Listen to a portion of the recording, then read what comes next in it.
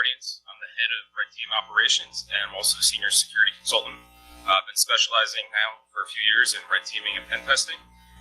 Previously, I used to work within healthcare and financial industries, and too many certs there to list, but feel free to take a look.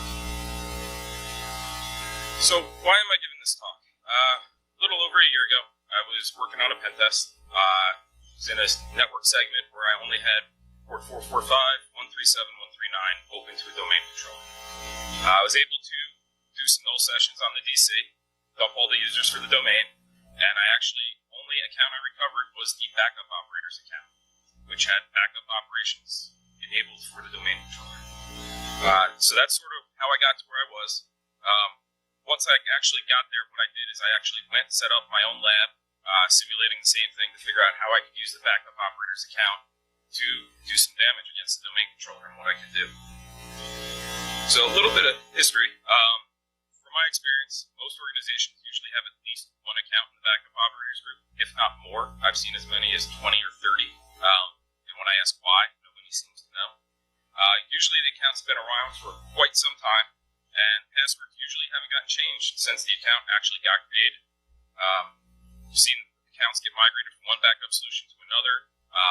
No password change, everything's still around. Sometimes even the whole backup system is still around. And many times they're also used for backing up a whole number of systems across that entire domain, not just the domain controller. So a little bit of history of the account. It's a built-in container in Active Directory, and the backup operators can override security restrictions on files for backing up and restoring files, something you need to do. Some of the things you can't do, and what I was trying to do with this was actually get code execution on the domain controller from across the network.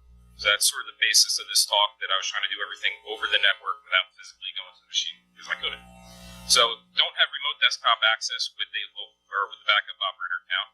No local admin permissions on the system, and you can't launch processes from over the network. So I was sort of stuck at this point. I could view a lot, but couldn't do anything else. So I went and started digging in for what I was allowed to do. You can log on locally at the console if you're locally at the system, log on as a batch job on the system, shut it down, or you can back up and restore files to directories on the system. That's when things started to get a little interesting. So, in order to do this and back up files on the system, I was running from another system on the network, just a Windows 10 host. And from a high integrity session, the command prompt, you can back up files from the system. I started a command prompt and used run as with net only to do it from across the network, since I was logged in as another user. And you can either copy single files from the domain controller using robocopy, and the /b flag there is what's important. That's what actually gives you the backup permissions for it to run the backup. You can also copy entire directories. /e will also copy directories that don't actually have any files in there. You can do /s, but it won't copy over the empty folders on the target system. So, a little video here. So I'm going to go ahead, listing out the user I'm currently running as on the system. I'm going to go ahead and run as with net only and start up a command prompt. Now I'm going to use the backup account for that with the command prompt that I'm launching. Backup account right there, ing backup, launching cmd.exe. Put in the password, and we're now running across the network as the backup account. So now I'm actually going to use robocopy to go and copy down group policy from one of the domain controllers. So I'll go put in the path to the domain controller. You can also put in the domain name there and copy from it. I was working just on targeting the one domain controller to see how things replicated when I was doing this. So you can put in there just the domain that you want to go to and where you want to save it locally on your system. /b, I use /s here, and it copies down everything from the domain controller.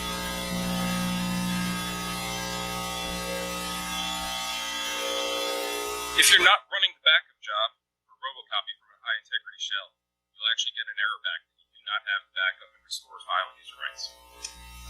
Don't know exactly why, but as soon as you run it from a high integrity shell, you will not get that error. So even if you're running it as the backup account from a low or medium integrity session, you will get that error. And I think it's the way it's processing it locally on the client that you're on when it's going to do the backup job.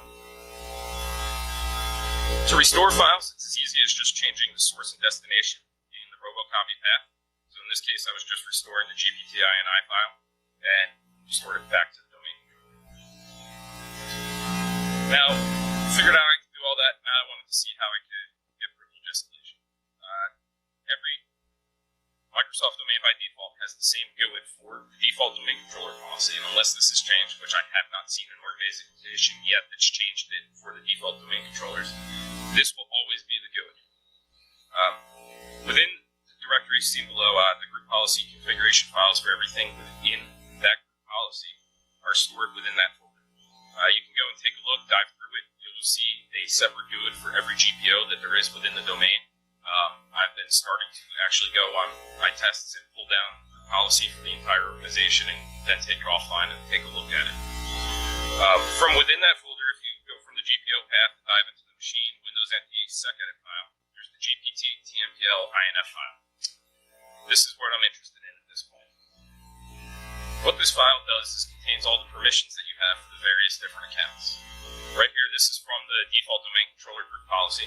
And if you take a look, as we discussed earlier, the backup operator SID account ends at 551, and we have backup privileges, the ability to log on, the ability to log on interactively, restore files, and shut down the system. This is the default as it comes out of the box. Now, I have the backup account, don't have the SID for it yet, so I use PowerView to go and get the SID of the account. You can use WMI as well, and many other different ways to go and pull it and get the SID. One thing to note is the SID will always have the first portion specific to the domain, and then the actual user part, 1109, will be the user specific. And this is for the backup account. So now that I have the SID for this account, I'm going to go and modify the GPT TMPL INF file to add in some group membership. Now, down here at the bottom, take note, I took the SID of the account and actually made it a member of the local administrators group. This is going to become important later. But that's literally all I did. I took the account, __ member of, equals, and then put the SID of the local administrator's account. Once that was done, I went and restored the file to the domain controller. Did not update the policy version on the DC. Doing that will actually cause a lot of errors on the endpoints if I update it, since I didn't go through the proper channels. This was all done in a 2016 lab, so it's actually Windows 10 clients were throwing errors that the Active Directory database did not have the same version number that I was putting in the GPT or in the GPT INI file. So this is a session on the domain controller. Ran to check the local administrators group. Not in there yet, just administrator, domain admins, and enterprise admins. Updated group policy on there, forced it for time reasons. And then the backup operator was in the local admins group on the domain controller. In real life, when I was attacking the domain, it probably took about 30 minutes or so for the domain controller to update and actually add my account to the backup operators group. And then I had full access across that VC. Now, that was going after the domain controller itself. There's some other things we can use this account to do as well. If you want to go after a specific system in the environment, maybe there's a restricted system you want to get access to, something far away in the domain, we can actually go and hunt down that system we want to target. We need to get the GPOs that are applied to that system so that we know what GPOs to go and take a look at in Active Directory. We also need to know the SID of the account that we want to use. So for doing this, use PowerView. I was trying to do this manually for quite some time, and then a friend told me, hey, that's built into PowerView. So I was manually going and pulling what policy was applied to the system, and after spending countless hours and found out about this, it was done for me. Take a look here. So I'm looking to go to ING Win10-4. It's a member of the Finance Workstation group policy, and it gives us nicely the full file system path to get to that group policy as well. It's going to contain that GUID as well for that system, or for that group policy on there. Just using get domain user again here from PowerView to go and pull the SID of the local account, or the account that we want to use to gain access to that domain. So now I'm going to go, this is the default GPTMPL INF file for that Finance Workstation policy. Here we can take a look. There's already an account that has local admin on that workstation. And then you see here that we have the SID of the local administrator's account, and then with members defined of it. So what I'm going to do is go and add our account that we want to add to this system. Now I tried taking this initially and doing it like I was doing on the domain controllers, taking the user account SID and then making it a member of the local administrator's account, and and that was failing on the endpoints. It was treating it as the SID of the user account as a group. So on the workstation, you have to put the group SID first, and then put the SID of the account. Once that was done, saved and updated, the updated group policy forced it to the DC. This is the system before group policy was updated on it. So take a look. We have just the administrator and the ING workstation admin group as members of the local administrator group on the endpoint. Once group policy updated on the system, we have our backup account in the local admin group. So now we can go and do whatever we want on the system. We have admin access to any of the systems in that OU, or have that group policy object applied once group policy will go and update. So, doing this though, you can end up generating a good amount of noise, adding local administrators to every machine that has a group policy object applied to it. Get pretty noisy, and might start triggering alerts that all of a sudden there's this new local administrator on all these systems. One thing I like to do when I'm doing this, I save a copy of the original group policies, and once I'm finished attacking, I'll actually restore the original group policy object to the system. Now, once I'm done with that and even restore the original, there can be some artifacts left on the endpoint. It will cache group policy locally to disk. Many times I've had to go and manually clean up all the local admin permissions that I've added on those systems and query all of them, because you will stay in the local admin group once you're done. So there's some manual cleanup to be done once that's completed. Let's start talking about Active Directory audit. Something that can be enabled. Take a look what's configured to be enabled. It's going to be different on every domain. I haven't run into two that are the same yet, and that will define what's actually logged. Some places just log successful, some log failures. So go and take a look. Luckily for us, we can easily go and take a look at what's actually configured for auditing in the domain. It's stored in a CSV file. So if you take a look here, we can see audit directory service access is enabled for success and failure down there towards the bottom. I just went and checked all the boxes for everything in AD in my lab to turn on auditing for everything. And you'll see the GUID up at the top. It's the same GUID as earlier from the default domain. So I'd recommend if you're going to do this, pull a copy of that file down, go through it. Everyone in the domain can read it and pull it down. In this instance, I was really cared about two of the settings, the detailed file share auditing and the directory service changes. The detailed file share auditing will log all file share access on the system. This is domain control. Every system in the domain is going to be going and pulling down group policy whenever it reboots or every 90 minutes. It's going to generate a lot of logs. So if success and failure is enabled, you might be able to blend it. Directory service changes. That will log any changes to groups or users within Active Directory. And if it's a large domain, there's going to be a lot of logs there on a daily basis. So let's just go back for a second. All the settings are controlled by a CSV file. Backup operators can restore files. Let's disable the auditing. So I literally just went in, deleted it all, and restored it to the DC. So I restored the file. Domain controller has actually updated and replicated this fairly quickly because it's a file share change, so it'll replicate that constantly.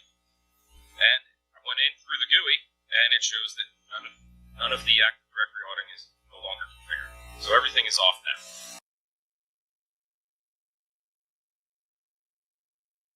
And the GUI respects the changes we made through the CSV.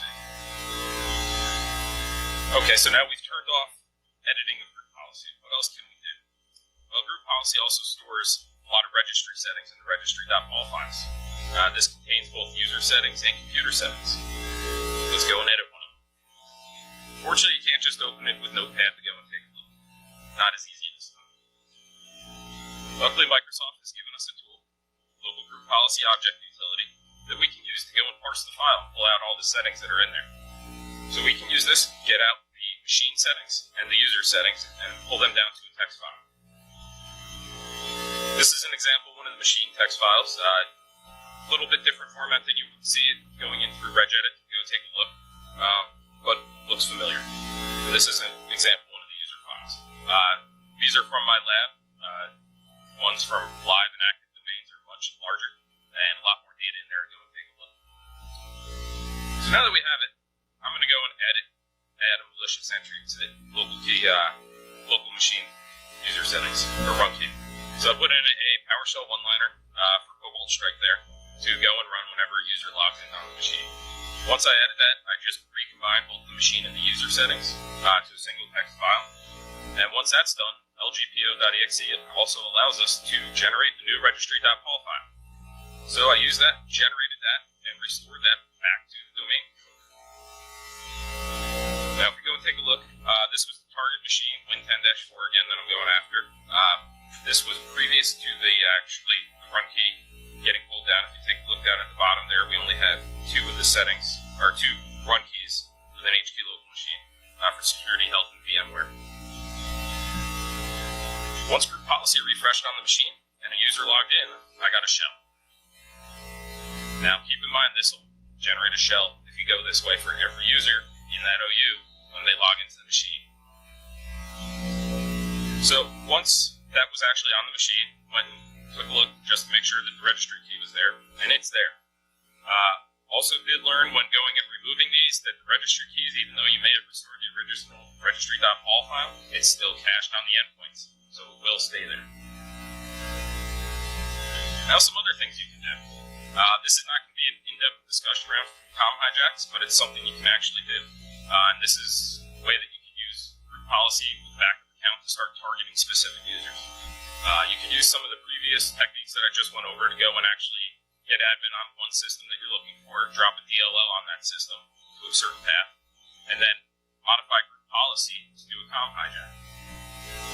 When you do that, you'll set the path for that COM hijack, whatever you're going after there.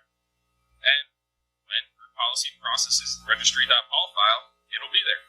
And only if that DLL is on the disk for that machine will it actually pop and come back to you. So it's a way to target some specific users within the domain with that file. Now there's also a lot of third-party plugins.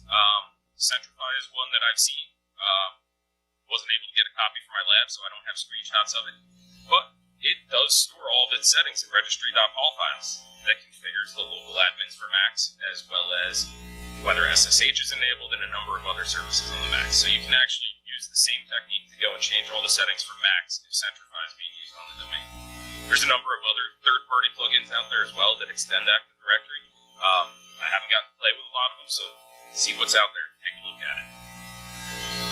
I did actually enable SSH on some endpoints and then get local admin on those systems through using the registry.pol files. Now I didn't go into too much depth here, but I copied all the group policy files locally, I modified them, I wasn't trying to be sneaky, and I restored them. I can start time stomping them, match the original last right time for those files when I pull them down from the domain controller, then restore them, and nobody would see what's going on there. Restore them back up.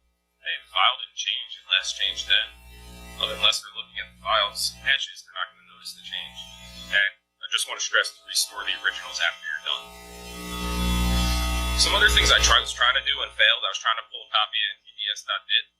Was not able to do it because it's locked in and used by the OS. Would have been great to be able to pull that down and get all the user hashes, but did not work.